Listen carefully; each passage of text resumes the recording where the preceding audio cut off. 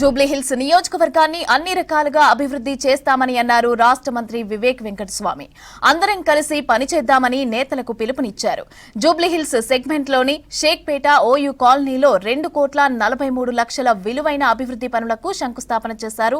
OU కాలనీలోని వినాయక మండపాలను సందర్శించారు. ఈ సందర్భంగా మంత్రిని ఘనంగా సన్మానించారు మండపాల నిర్వాహకులు. కార్యక్రమంలో కాంగ్రెస్ సీనియర్ నేతలు అజారుద్దీన్, ఏనుగు రవీందర్ రెడ్డి, నవీన్ యాదవ్ పాల్గొన్నారు. సుమారు మన షేక్పేట్లో ఓన్లీ షేక్పేట్ డివిజన్లో మనం చర్చించిన తర్వాత 33 కోట్ల ప్రపోజల్స్ వచ్చినాయి. ఎన్ని 33 కోట్ల ప్రపోజల్స్ అన్నీ కూడా శాంక్షన్ కావడం జరిగింది. సో ఈ ఇంకొక 10-15 రోజులలో అన్ని టెండర్ కూడా అయిపోతుంది. ఎందుకంటే ఇంతకుముందు టీఆర్ఎస్ ప్రభుత్వంలో అందరు కూడా శాంక్షన్ అయిందని చెప్పి వచ్చి కొబ్బరికాయలు కొట్టిపోయినరు, ప్రజలు నమ్ముతలేరు.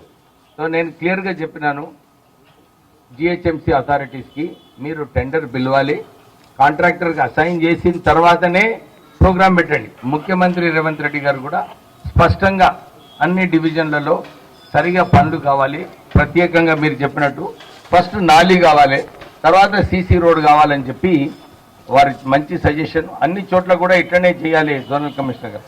Without nali please, without drainage solution don't make CC road, waste. So ఇదే ఆలోచనతోని మేము ముందుకు వెళ్తాము.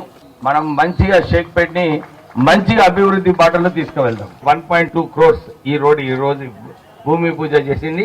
అక్కడ డ్రీమ్ వ్యాలీ దగ్గర రోడ్ దగ్గర కూడా 1.19 crores. చాలా చోట్ల కూడా ఈ హై టెన్షన్ లైన్స్ పోతున్నాయి. మొన్న నేను ఎండి ఎస్పీడిఎల్ని కూడా పిలవడం జరిగింది. వారు వచ్చి సరి చేయాలని చెప్పి ఆదేశాలు ఇవ్వడం జరిగింది.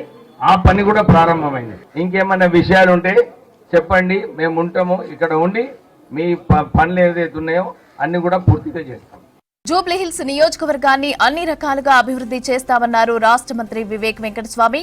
అందరం కలిసి పనిచేద్దామని నేతలకు పిలుపునిచ్చారు. జూబ్లీహిల్స్ సెగ్మెంట్లోని షేక్పేట ఓయూ కాలనీలో 2,43,00,000 విలువైన అభివృద్ధి పనులకు శంకుస్థాపన చేశారు. ఓయూ కాలనీలోని వినాయక మండపాలను సందర్శించారు.